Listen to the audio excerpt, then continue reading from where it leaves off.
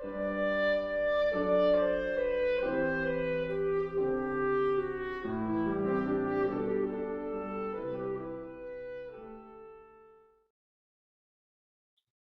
that a war is in the headlines almost daily, there seems to be an increasing amount, if that's possible, of divisiveness in this country based on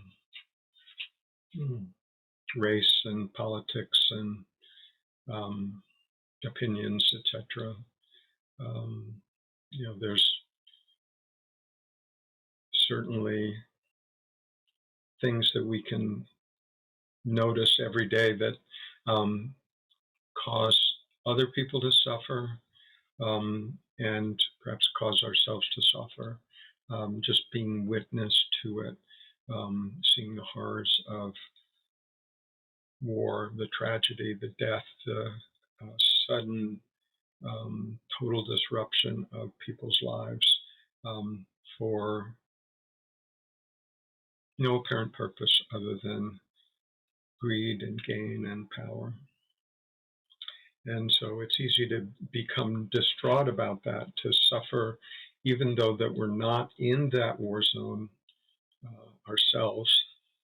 As a country, we've been very good at exporting our military conflicts to other places. So most of us haven't had to endure that level of terror personally, but just as humans, just feeling into the situation of other people that are in that situation is enough to cause us to suffer.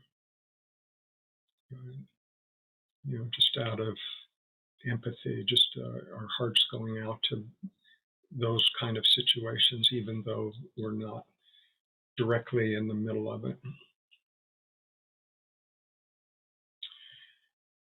And then there are, more, diffuse things happening that also cause us anxiousness or suffering in different ways. Things like, the long-term impacts of climate change and, poisoning our oceans and the destruction of rainforests and loss of species and degradation of our food supply. I mean, the list is not short.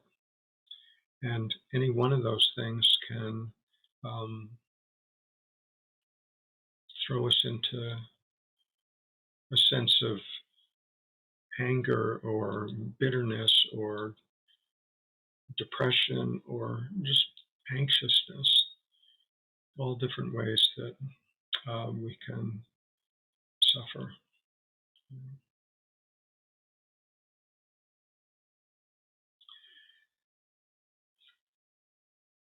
And then there's, also the, personal tragedies, personal suffering that we can encounter in this lifetime. Maybe a death of a young child, serious illness of a partner or relative, parent.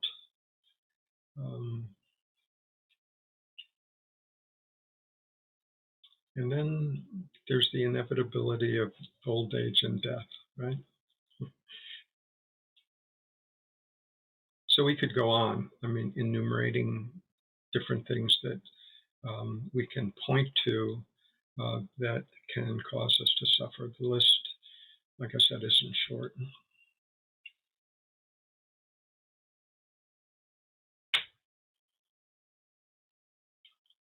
So have I painted a sufficiently grim picture to start with there? There's no shortage of potential causes for us to suffer. And we can argue with that. We can say, well, that shouldn't be. The world shouldn't be like that. It's not right. It's not fair. If there's, if there is a God, God should be willing to make it better. Not cause this to be this way. Or if everyone just listened to what I believe, then the world would be a better place, and we wouldn't have to go through all of this. We can be, come quite convinced about our own opinions about how things should be. And in the meantime, things are as they are. We can argue with that. We can roll out all the shoulds and shouldn'ts, but at the end of the day, there is no cosmic law that lays out what should be and what shouldn't be. What we can know is how things are. We can know that, how the world appears to us. That we can know. But to overlay the opinion of what should be and what shouldn't be, we're not actually in the position to know. And the presumption that there is some sort of ultimate law of what is right and what is wrong is also a presumption. We don't know. But what we do know is what is, at least as we see it, and we can either be okay with that or not. So being okay with it doesn't mean that we have to like it, right? Doesn't mean that we have to agree with it.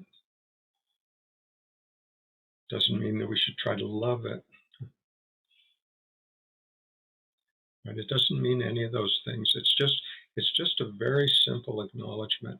It is as it is.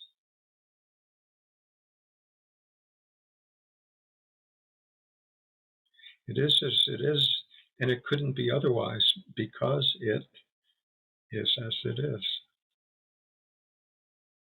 I'm not saying that therefore nothing will ever change and it's a hopeless situation. I'm not saying that at all. But I am saying in this moment, from our perspective, looking through the eyes of our own conditioning, that is the appearance of ourselves, the other person, the world. So that's the lens through which we're looking. And that lens is tainted by our own conditioning. So every judgment that we have is filtered through that conditioning. So this is simplistic, of course, but some people like the big city, like the fast life, nightlife, the action. Other people like the quiet, walk in the woods. Some people like power. Some people are put off by it, see the dangers of it. Some people like monetary wealth. Some people see wealth in a different context. So who's right and who's wrong? So whatever our answer is, we can see that it's coming through our own conditioning, whatever that conditioning is, and we believe we have the right answer, the right opinion. This is how it should be. This is how the other person should be.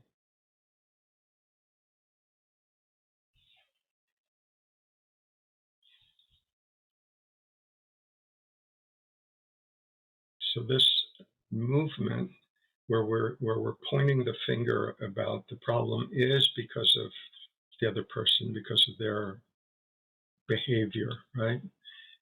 It's really important to look closely at the conditioning, first at ourselves. That's the best place to start with, to see the degree to which that conditioning is operational in our own life. And for all of us, there's probably some conditioning that we feel is functional, serves a good purpose, allows us to perform, to act, to speak in a way that we're comfortable with. And then other conditioning that we may have may cause us to wince or be embarrassed or we're not quite comfortable with, that we would like to change. So this movement to um, change this conditioning in ourselves. Uh, I'm sure we've all tried to do that, right? And perhaps we've seen how difficult that is to really change the conditioning that we have.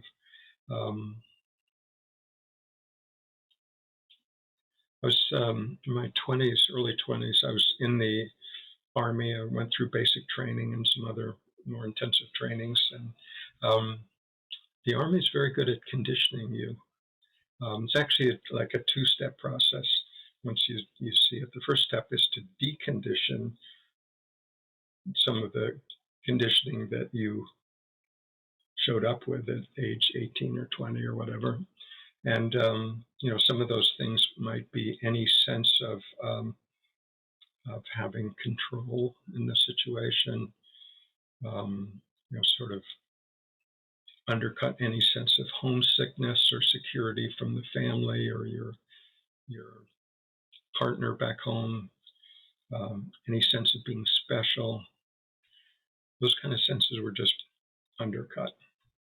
And the purpose for that was to sort of leave you sort of raw and dependent on the situation, right? That's where the reconditioning comes in, where you are reconditioned to be, I don't know, more patriotic, more bond with your platoon mates to the extent that, if they were in severe danger, um, instinctively through your new conditioning, you would likely choose to save them even at risk to your own life, right? So it's a reconditioning that it's okay under certain circumstances to kill other people, right? So this is the way that we become reconditioned.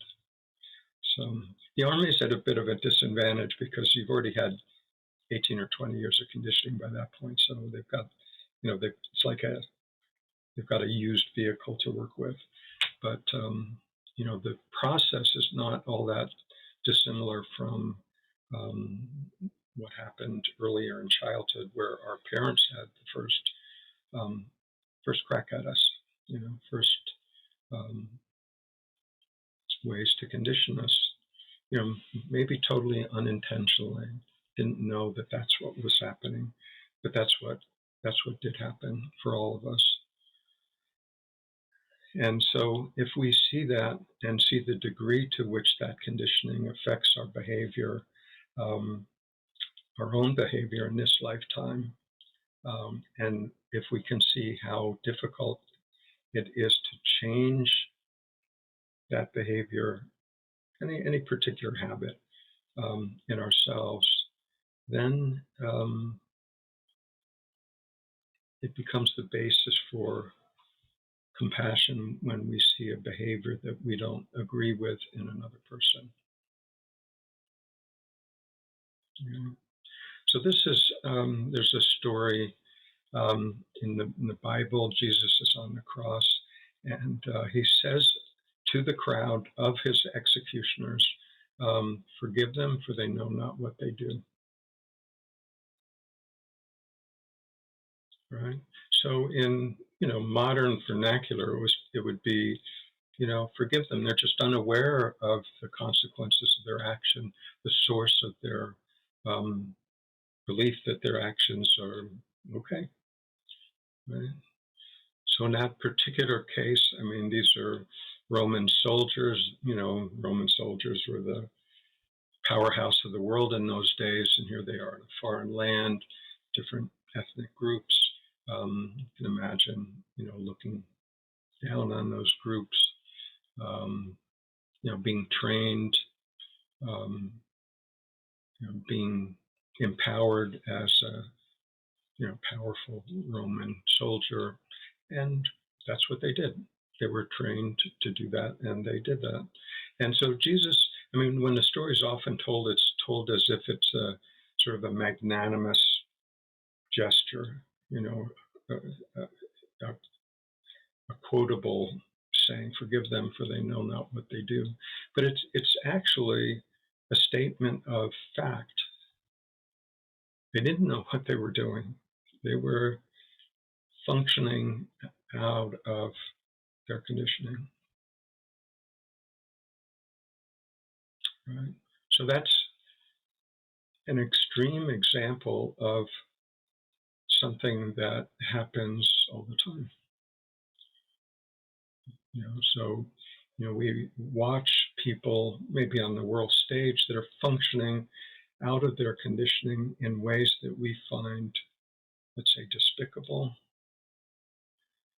But if we really sense into it, we can imagine the life that led up to that kind of behavior, the conditioning that was absorbed over the course of a lifetime, primarily in childhood, um, that created the worldview that behaving in that way was the right thing to do, at least for, maybe it's for power, maybe it's for fame, maybe it's for wealth, maybe it's for just to abuse other people. I mean, there can be lots of reasons, but I would say that they're all anchored in the belief that that's what I need to feel okay about myself. And that comes out of conditioning. So if we can feel into that in the other person, um, and just imagine the degree of contraction that must be present in some of the people that you could assign names to. Um, just imagine that degree of contraction. If that were in your own body, how that would feel, to be looking through those eyes, with those opinions about oneself and others and what was important and what was okay.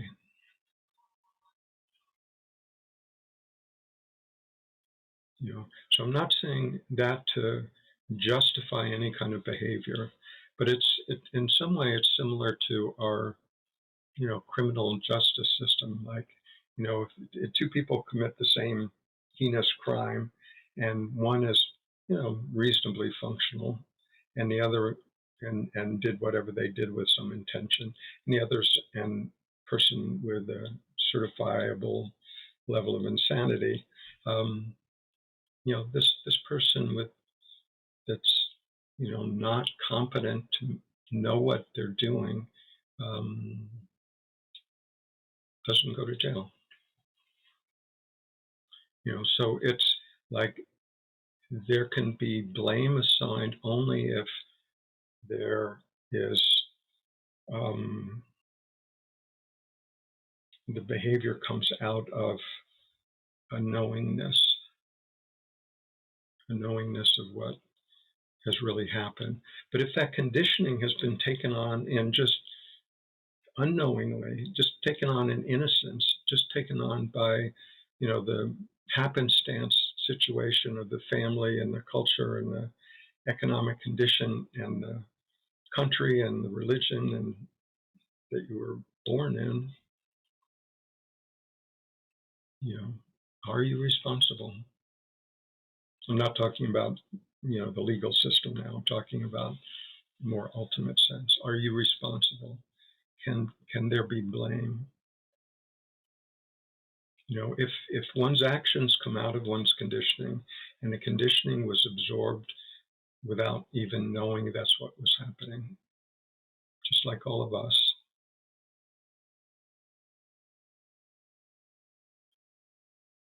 is there blame?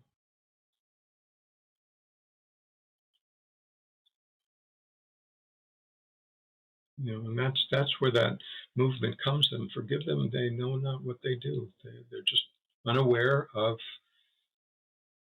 their actions, unaware of where those are coming from. The mechanical nature of that reaction, right? But we can say, well, no, they should know. They should be able to feel that. They should be able to, you know, sort of reflect upon themselves. Really?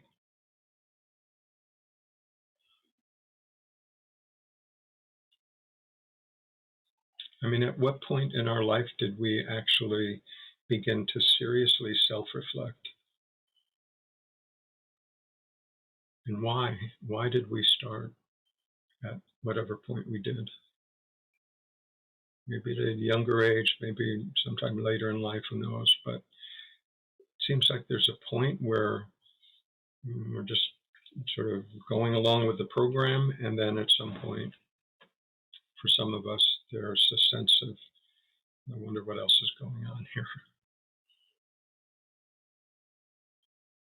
Okay, so how that movement happens, I mean, it's a very significant thing, and it's something I've always wondered about, like how, and I've often asked people about, like what was the first movement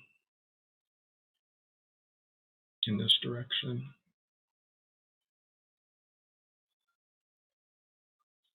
and where did that movement come from? The first one, right?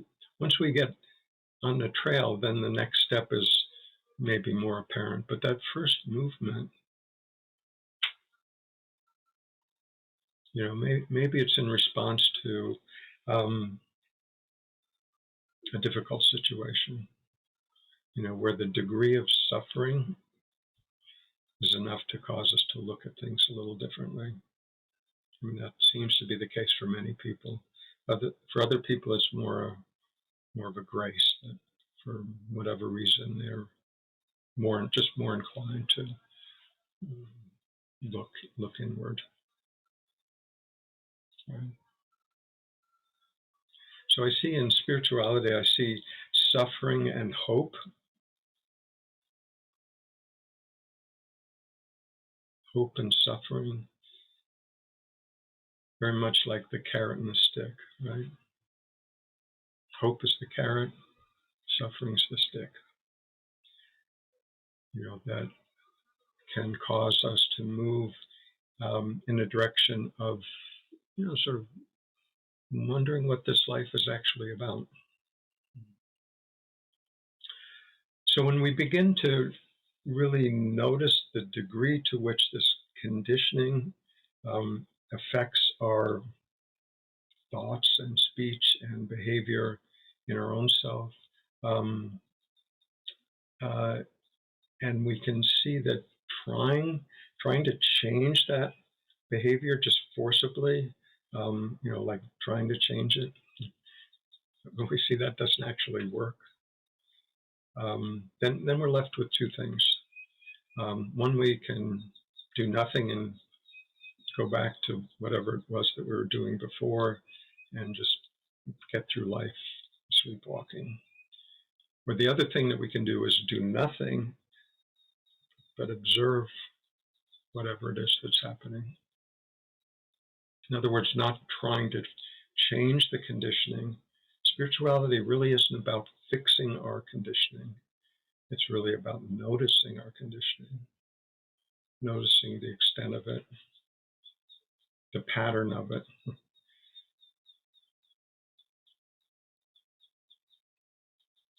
And by just allowing it to be, not always trying to meddle in it, fixing it, adjusting it, hiding it, enhancing it, justifying it. When we can just step back and notice it, notice how it plays out.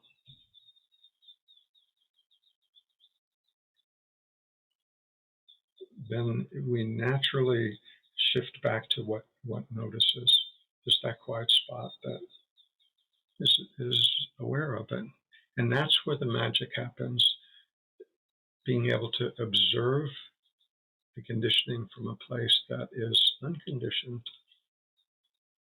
Awareness that we all are is unconditioned.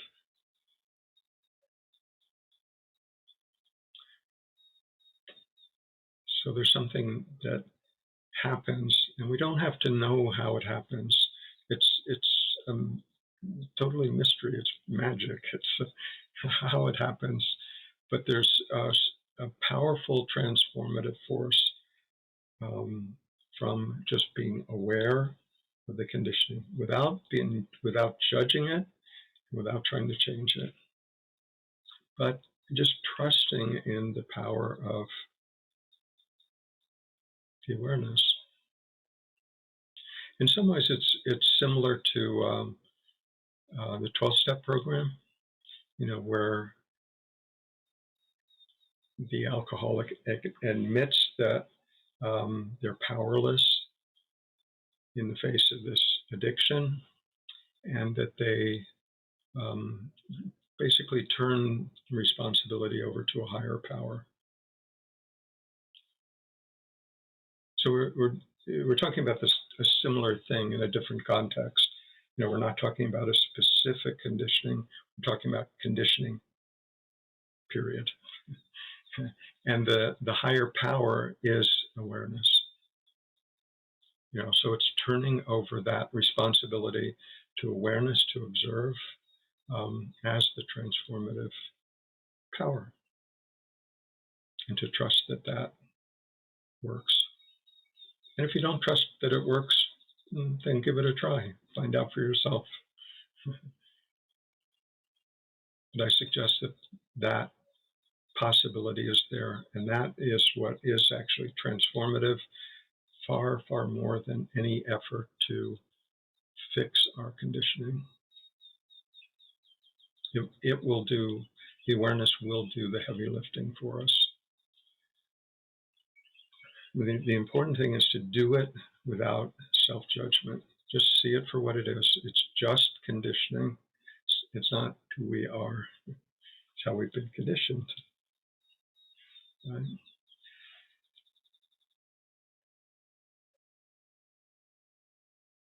Okay, so this being able to sense into the degree to which conditioning has played a role in our life in terms of how we view things, through the lens through which we view life and other people, and our judgments about other people.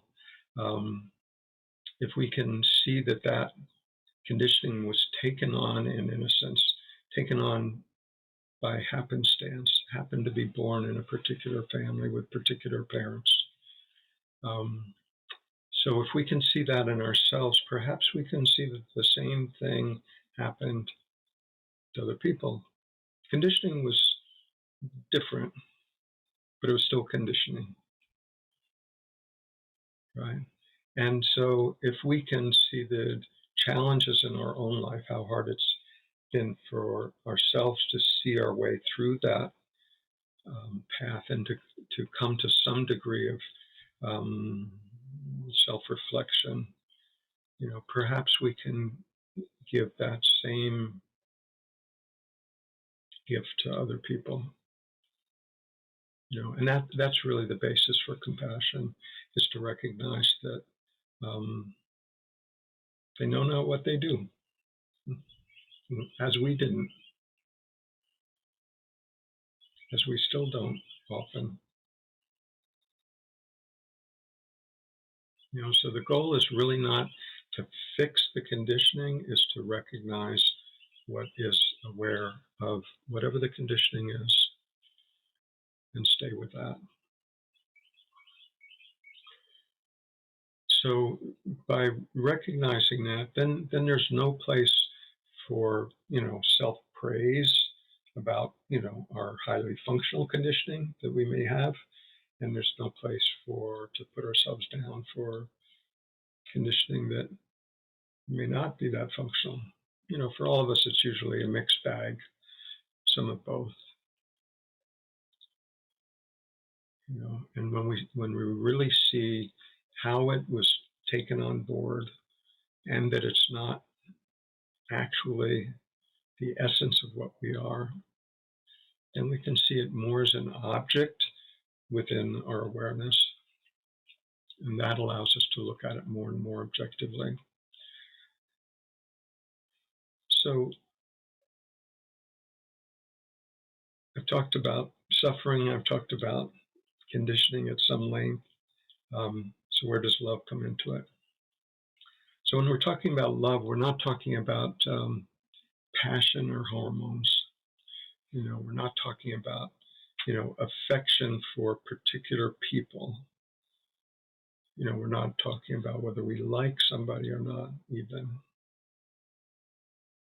or whether we agree with somebody or not.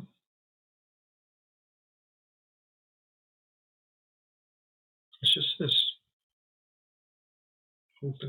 openness, receptivity to remain present for whatever's happening.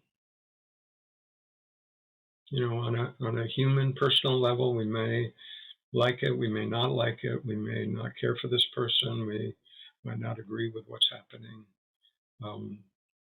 And yet there's something in us that is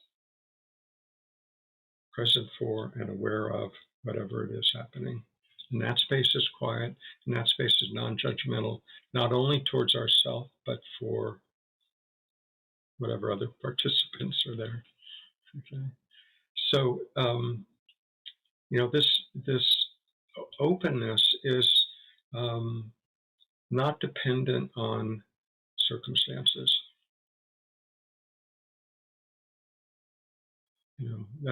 That's why it can be called unconditional love. It's not love based on the presence of certain conditions. Only under those conditions will this love be present. It's more flagrant than that.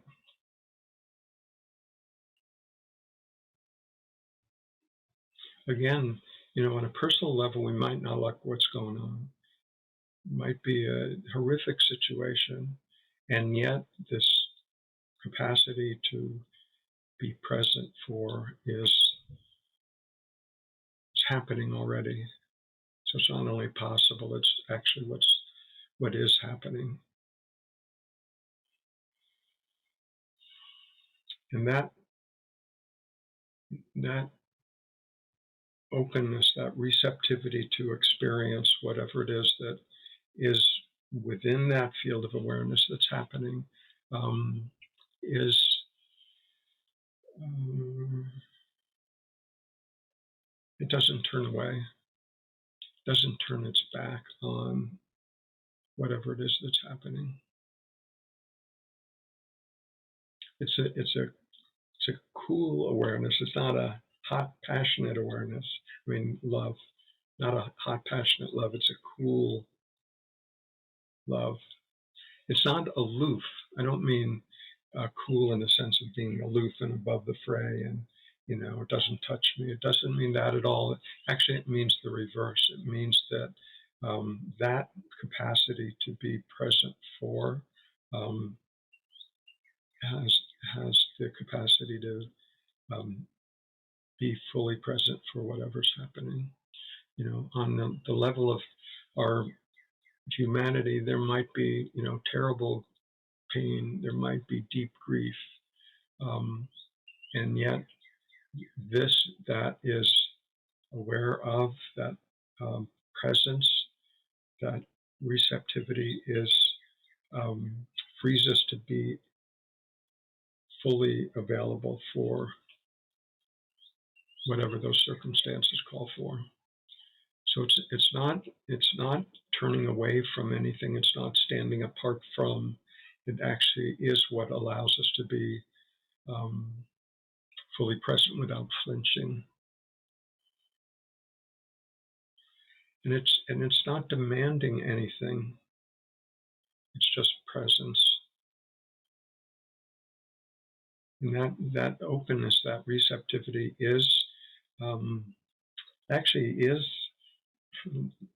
loving kindness. It's what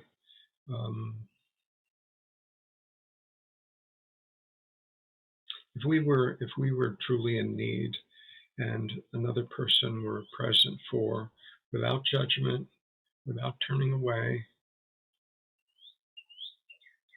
without an agenda, just present.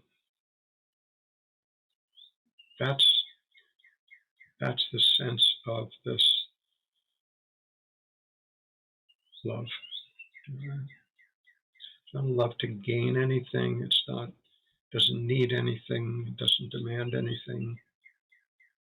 It's just present, wholeheartedly present. It's actually how awareness moves in the world. It's what it feels like.